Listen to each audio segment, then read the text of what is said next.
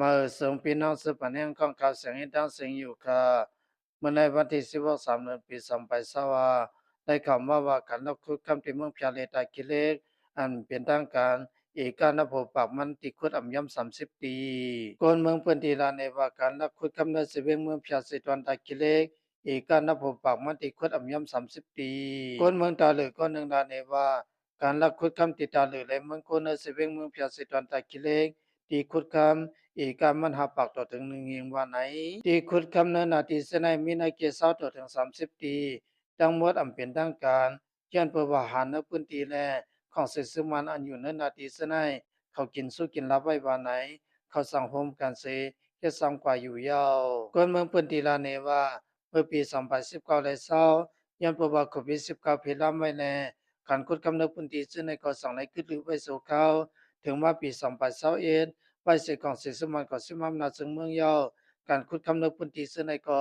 สั่งในเพเดินขึ้นมาแทงตั้งนำอยู่ยาวคนเมืองแต่กิเลสก็หนึ่งละเนี่ยว่าการลักขุดคำที่ในทุ่มเทสภาวะเสียมก็คนอยู่หิมะมันก็เลยสัมปพันยันมันแทงลูกกว่านอนเขาขุดคำที่ในเขาติดขุดเอาเนื้อซึกลอยมีลองตุ้มเทสภาวะหิมะต้นไม่ต้นตอกเส้นมีอยู่เส้นนั้นแต่หายกว่าตั้งนำตั้งหลายอยู่ยาวมันสืบลานเดนแทงว่าลอยก็มียาวเพราะเป็นรอยเขาขุดลงกำมืด เพราะอยู่ที่ไก่สิด้วยเพราะว่าในเสียงลมโอนหลงไว้อันมักคุตีในอำกาคำกุยป้าเสมเฮแทงลูกกวนอันมักคุดมันกับปนำเลเป็นเศร้าคือขี่อยู่ยาวการคุดคำในเฮนเวียงตาลืออันเขาเสที่สยาในมีลองตุ้มตื้อคนในสภาวะหิมะแทงตั้งนำอยู่ยาวย้อนเพื่อสยาในไหลเขาซุมีน้ำเลี้ยงอมินาเวียงตาลือเสียมกาไหลเขาป้าแทงมีน้ำของวันไหนเมื่อวันที่14 3 เดือนปี2024คนเมืองเสียงไทยอ่อนกันลูกในกลางเซย ย้อนประวัติศาสตร์ในไหลเขาสมีน้ำของกวนเส้นอยู่หิมามสามีน้ำของเสนานในสัมพันธ์ทุนยามมันทั้งนำว่าไหน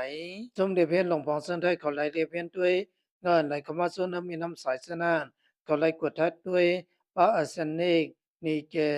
ซีนธาตุเล็กแลธาตุกว้างตั้งน้ำมีกว่า18ปนวันไหนในเดือนเซปเทมเบอร์และเดือนออกตุเบอร์ปี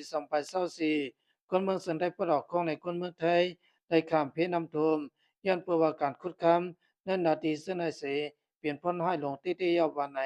สิบเสนให้พอสี่เหลือมปี2025มาสมซอยแถมคนน้ำตั้งกินได้ลมป้า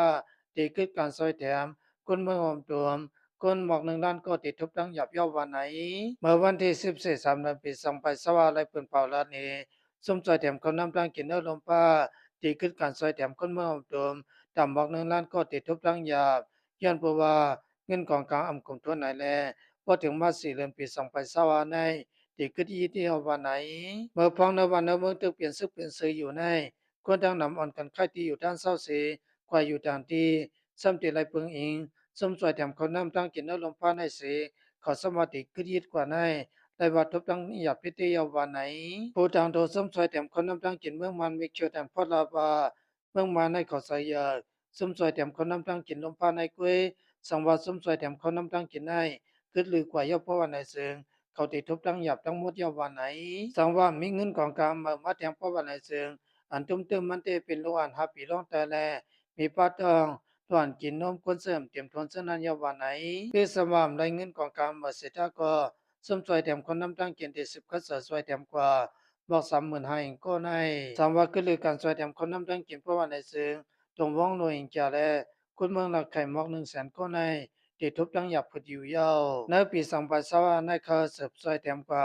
ย้อนประวัติสมซอยแถมคนน้ำตั้งกินในลมพันในหลุดแห่งเงินตัวละว่า60 ล้านในวันไหนสมซอยแถมคนน้ำตั้งกินรัฐนี้ว่าคนเมืองมา10 บาทสด2 ล้านก็ทุบตั้งหยับคนน้ำตั้งกินอยู่ยาวแต่2.3 ล้านก็ซ้ำอึบคนน้ำตั้งกินอยู่ยาววันไหนเสิบเสนให้เขาทั้งทองคำได้เกิดขึ้นปังตึกเขาอย่างเสส่องไปส่องปามีลองลู่ซุ่มตั้งนำเส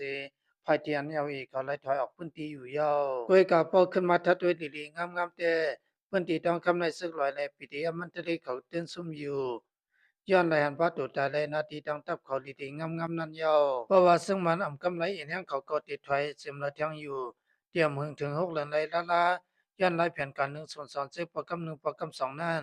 ซึ่งมันสุมนาทีทั้งหมด49สิเวงยาวปลายสิไม่นองไหลไหลตั้งสวยเต็มที่เกเรละเชียใน แต่ซึ่งมันซุ่มดับซุ่มนาทีอีมาแต่เขายึดตายไรซุ่มลูกเปิ้นนำมาหรือเขาเปิ้นหุบไรตับเขา เขาไล่ตะเปิ้นเสไนนำมาไล่แต่ไล่ว่าหารไล่ไล่หลีปุ่นเขามาอยู่ยาวเตียนเขาตึกซุ่มจับเขานั้นก็เตียนไล่ว่าการตึกตะล้นไปเข้าถึงไล่นำไล่สังซุ่มกุยย้อนว่าการตะล้นเสร็จสับเขาในหุไล่เตียตอเหลือสีต่างซื้อแลซึ่งหมดเขาก็10คนสิเขาตึกกันนั่นการซุ่มไล่เรียนไปมีมาทางนำยาวดังเดือตึกตั้งแต่สมุบนั่นแหละสังไล่นาทีกำปังนั้นยาวย้อนไหนแลปองว่าซึ่งมันพืชเขาเอาที่อยู่ขึ้นไล่ไหนยาวจังว่าเฮ็ดไหนกว่าเขายาวเพราะว่าในซึ่ง เพราะว่าทงทองคำของสื่อซึ่งมันก็คุ้มในดีเยอะเนื้อซึ่งได้ประหองตอนตัดดีกว่ามาซึ่งนั้นก็ง่ายเทียงตัวหนึ่งเยาว่าไหน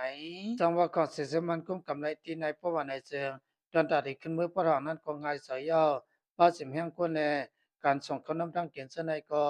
ส่งมือขึ้นไหลเยาว่าไหนข้าวเงาขาสุกก็ยอดที่ในค่ะพี่น้องเส้นส่งทำข้าวเงาก็ดังเสียงอะไรอยู่ดีกินหวานก็เย็นจำสา